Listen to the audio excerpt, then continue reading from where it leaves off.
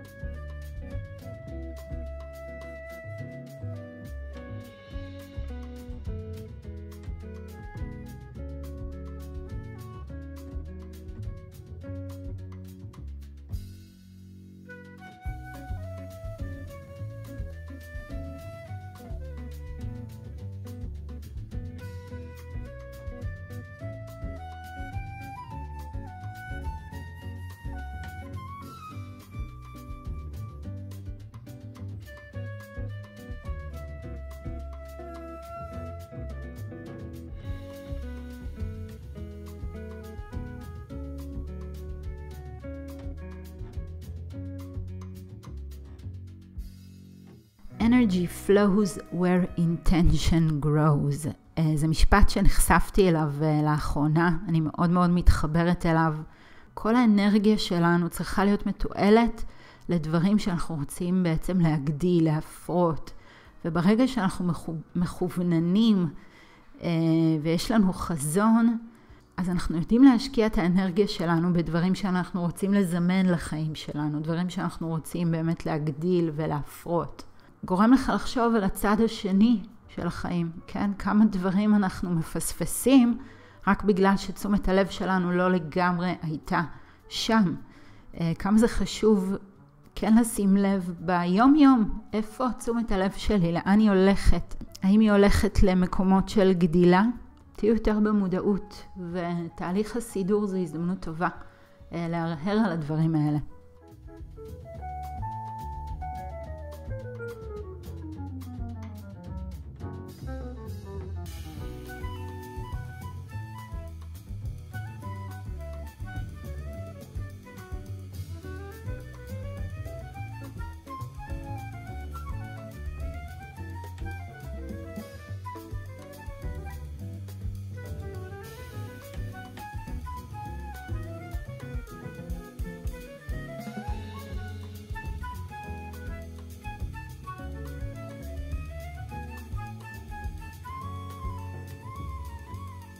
אני רוצה לשתף אתכן במשהו שעולה הרבה מול הלקוחות שלי, בכלל מול אנשים שמתעסקים הרבה בעניין של זמן, איך להצליח להפיק כמה שיותר מהזמן שיש לנו. כי בסופו של דבר לכולנו יש את אותן 24 שעות ביממה, יש שאמרו שזמן זה הדבר הכי שוויוני שיש, כולנו מקבלים אותו, וכל העניין בניהול זמן גורם לנו לחשוב בעצם אם לכולנו יש את אותה נקודת פתיחה מבחינת זמן, איך זה הגיוני שיש אנשים שמצליחים יותר מאחרים, למה למישהו אחד יש יותר ולשני לא, כשנקודת הפתיחה היא יחסית זהה. והתשובה היא שזה לא באמת משנה, כן, התשובה היא לא שלי כמובן, התשובה היא של קוראי זמן, במאמרים שאני קוראת, והם אומרים בעצם שרוב האנשים לא יודעים באמת לנצל את הזמן שלהם בחוכמה, או כמו שהם קוראים לזה, להרוויח זמן. הם טוענים שהאנשים המצליחים ביותר בעולם הם בעצם אנשים שיודעים להרוויח זמן. הם מדברים גם על מונח חדש בעולם המדע היום, שנקרא לכופף את הזמן, שזה גם מאוד מאוד מעניין, לא באופן מטריקסי כזה, אבל כן בצורה שיש אנשים שמשיגים הרבה יותר מאותן 24 שעות שוויוניות שקיבלנו כביכול בתחילת המשחק. כן, זמן זה עולם מאוד, מאוד מסתורי. אני אישית מאוד אוהבת את הזמן, אני אוהבת להרגיש את התהליך שלו, אני אוהבת לקחת את הזמן. אני מרגישה שהזמן מאפשר לנו לדייק את עצמנו יותר, ומאפשר לנו איזושהי נחת להתרחב לתוך עצמכם, בעיקר אם אתם בתהליך יצירתי או בתהליך של סידור. והדבר הכי חשוב בזמן בעיניי זה להבין באמת מה אני רוצה לעשות עם הזמן הזה.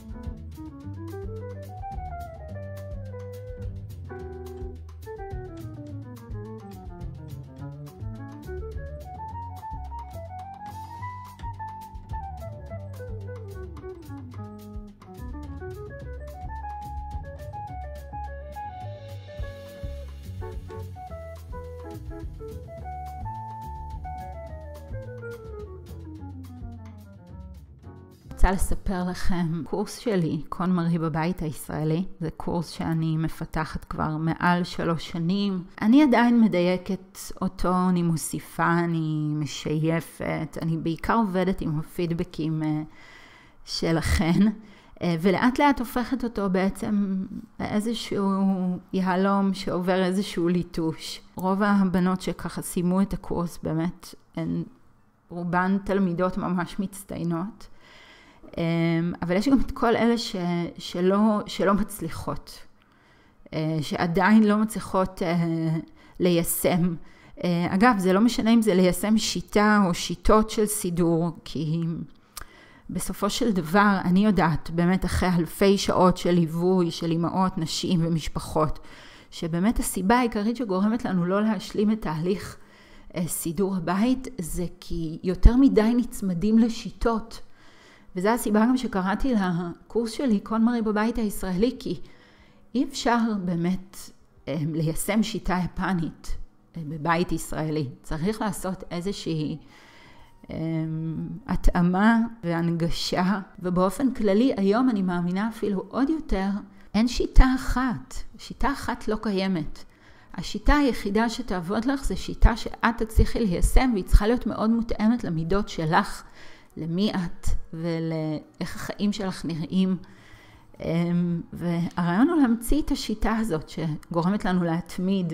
אם את רוצה לדעת איך לצאת מתודעת שיעבוד הבית, איך באמת להיפרד מהמיותר שיש לך, איך לסדר את הבית בצורה הגיונית, איך לשמור על הסידור, כמה שזה חשוב לשמור על הסידור, זה אולי הדבר הכי חשוב.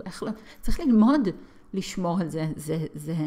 צריך לבסס שיטה מספיק טובה בשביל שנצליח באמת לשמור על זה. חשיבות של לטהר אנרגטית את המרחב שלך. זה אני חושבת אולי היתרון הכי גדול בסידור וארגון הבית.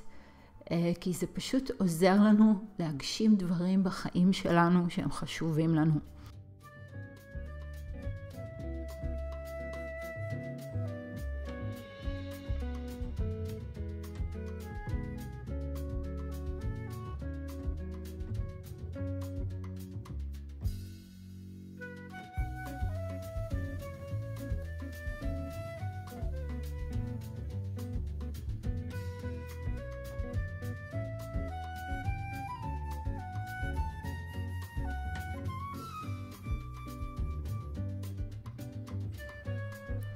סידור הבית מלווה את האנושות כבר מאות בשנים.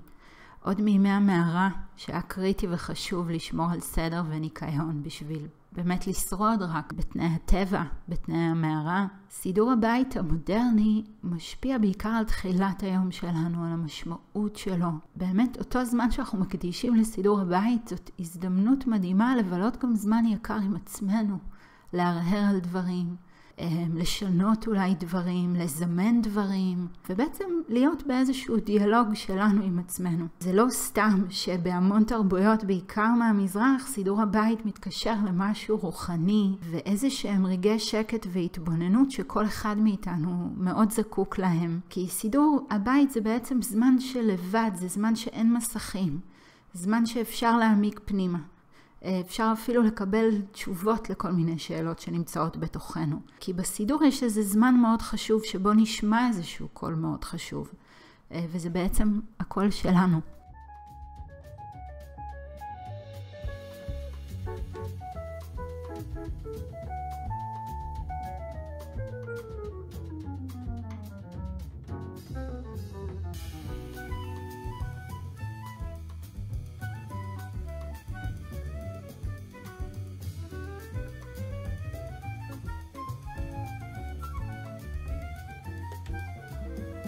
אז תודה רבה שהייתן איתי בסרטון הזה, ואנחנו נתראה בסרטון הבא, ויאללה ביי.